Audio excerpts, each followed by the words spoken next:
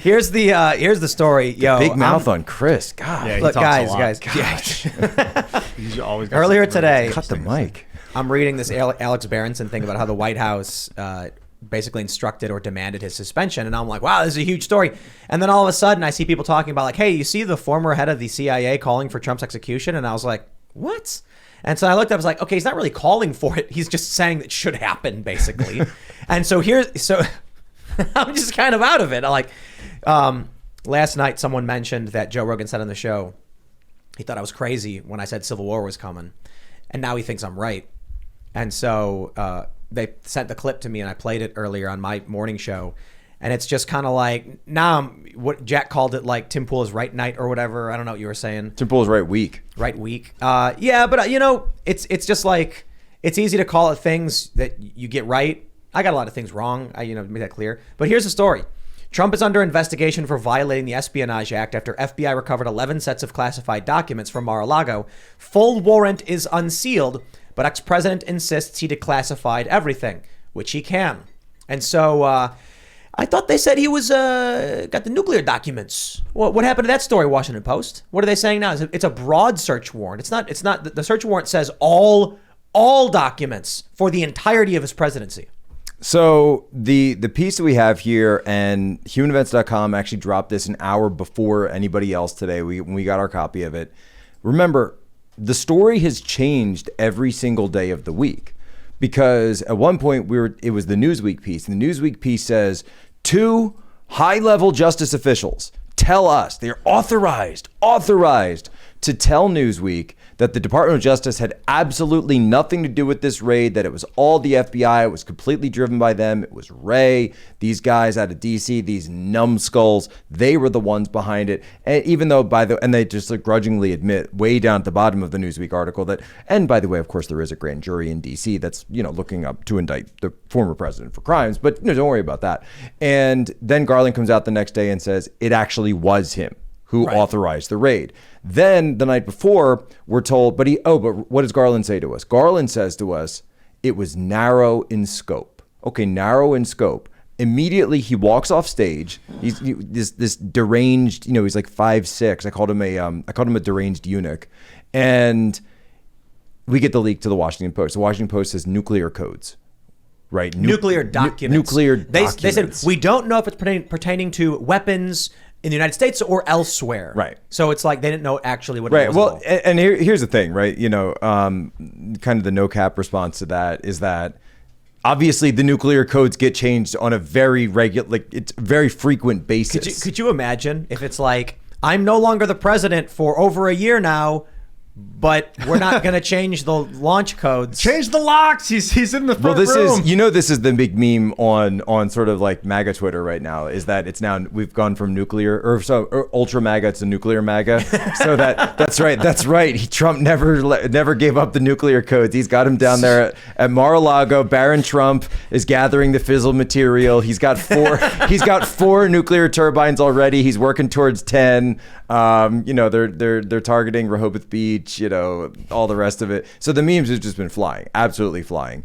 And unlike the missiles, which are not flying, hopefully, though, we'll keep an eye on all that. But no, they said that it was narrow in scope. But then when I posted the documents this afternoon, I said, wait a minute, it says right here, all documents from the president's archives from January 20th, 2017 all the way to January 20th, 2021. Well, that's the entire scope of his presidency. So that's why you're seeing things in this inventory sheet, which we also posted, that say things like the Roger Stone pardon is in there, or like letters between himself and Emmanuel Macron.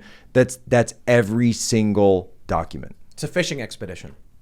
But that's okay because the judge that signed off on this is one of the best judges in the country, just definitely not connected to any scandals. Well, he did a really good job helping Epstein's lieutenants. He did a wonderful job. Well, it was interesting because Here's what happened. Okay, he started as an Epstein prosecutor, and then in the course of prosecuting Epstein, he realized that it was a wrongful prosecution, and that he had to help out and do the right thing, not for himself, Tim, but for the good of the country and the good of Epstein. So and the victims. He resigns from the U.S. This is dead serious. Resigns from the U.S. Attorney's office, and then goes to work for Epstein's organization. Represents not Jack.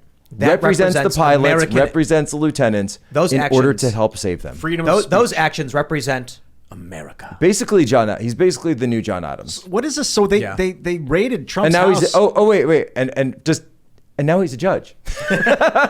What was the justification for this search warrant, though? Then we still don't have it. We actually still don't have it. The warrant was like, give us everything. So here, okay. So here's, joking aside, here's the serious part of it. There is another missing piece to this, and that's the answer to your question, because you're reading this thing, and we were looking at the 7 pages of the warrant and the property inventory, and you're saying, well, wait, where's the so what? Why can we just authorize FBI agents to go do this, right? And so there's supposed to be an affidavit, and the affidavit is what's given to the judge to get him to authorize the search warrant. We don't have that yet. They haven't released it. Jack, Civil War. I mean, and Tim, here's like, don't sell yourself short, right? Because when you're talking for as many hours a week as we do, right, we're bound to get a lot wrong. We're bound to make misstatements. We're bound to just have predictions that don't pan out, etc. But your big prediction of where all of this was going over the last 5-6 years, you've always said this is headed towards civil war. And maybe tomorrow Joe Biden comes out crying and says, I'm stopping this charade. Donald Trump is a good man, and we cannot allow the weaponization of the DOJ. I hereby resign. And then everyone cheers, and Biden supporters. That's not what I'm hearing. Pink hats are hugging MAGA hats in the street.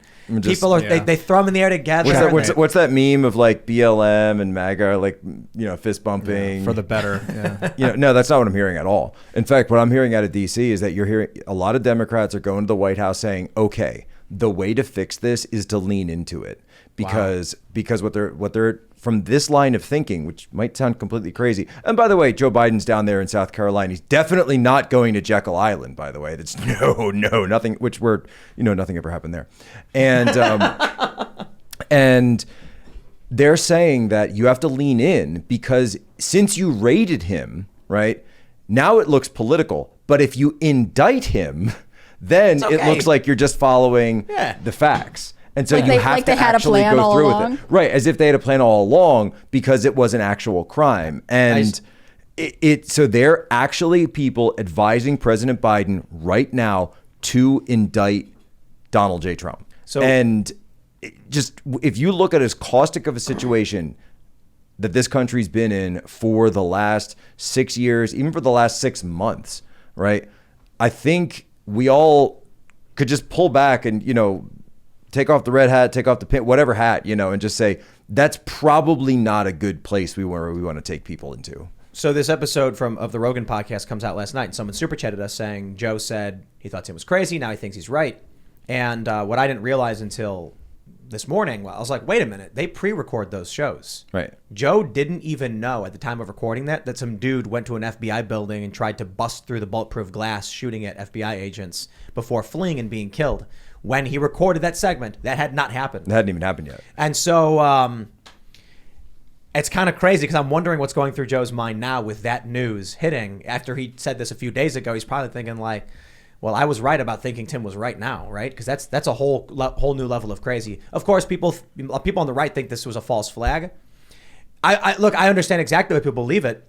And I'll put it this way. The fact that people believe this guy in Cincinnati was a false flag shows, and it's widespread too, like hardcore Trump supporters across the board are like, no way that's real. Just goes to show the disdain and distrust for the federal government, especially with, what we saw with Ray Epps. So people are just not ready to believe. Well, and you're following the Whitmer case, because that's coming out right now, the next iteration of it. And Julie Kelly has been doing such great work on this. And they're having to admit in court that FBI agents or FBI assets were planting explosives in the trunk of cars. You had another FBI informant, and I'm just following Julie's reporting. They said the FBI informant was not only staying in the same hotel as the target, not only staying in the same hotel room, but yes, as you can imagine, she was sleeping in the same bed as the target. So just full on, not just honeypot operations like the Eric Swalwell style with Fang Fang. No. This is honeypot operations to trick you into actually committing domestic terrorism acts and then prosecuting you. Thanks for checking out this segment from the Timcast IRL podcast. But if you want to check out the full show live, tune in Monday through Friday at 8 p.m. And if you want more special access content, head over to timcast.com and become a member. Your membership helps sustain this company, keep our journalists employed, makes this show happen, and you will get access to exclusive members-only segments of the Timcast IRL podcast, and there's a massive library to check out. So again, go to timcast.com or tune in Monday through Friday at 8 p.m., and we'll see you all there.